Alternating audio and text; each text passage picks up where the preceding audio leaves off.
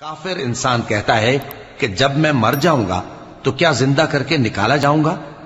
کیا ایسا انسان یاد نہیں کرتا کہ ہم نے اس کو پہلے بھی تو پیدا کیا تھا جبکہ وہ کچھ بھی چیز نہ تھا؟ سو تمہارے پروردگار کی قسم ہم ان کو جمع کریں گے اور شیطانوں کو بھی،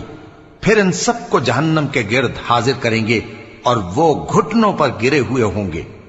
پھر ہر گروہ میں سے ہم ایسے لوگوں کو کھینچ نکالیں گے جو رحمان کے مقابلے میں سخت سرکشی کرتے تھے،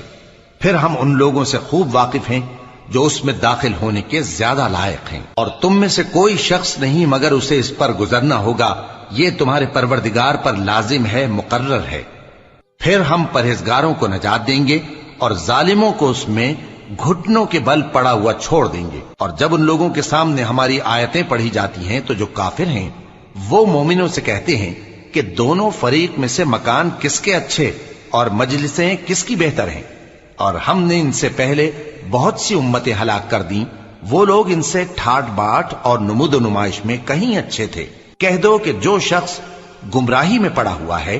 رحمان اس کو آہستہ آہستہ مہلت دیا جاتا ہے، یہاں تک کہ جب اس چیز کو دیکھ لیں گے جس کا ان سے وعدہ کیا جاتا ہے، خواہ عذاب اور خواہ قیامت، تو اس وقت جان لیں گے کہ مکان کس کا برا ہے اور لشکر کس کا کمزور ہے۔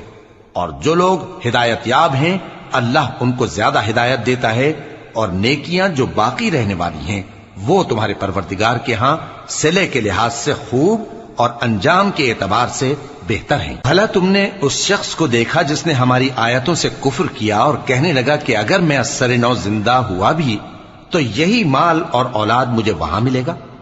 کیا اس نے غیب کی خبر پالی ہے یا اللہ کے یہاں سے عہد لے لیا ہے؟ ہرگز نہیں، یہ جو کچھ کہتا ہے ہم اس کو لکھتے جاتے اور اس کے لیے آہستہ آہستہ عذاب بڑھاتے جاتے ہیں، اور جو چیزیں یہ بتاتا ہے ان کے ہم وارث ہوں گے، اور یہ اکیلا ہمارے سامنے آئے گا۔ اور ان لوگوں نے اللہ کے سوا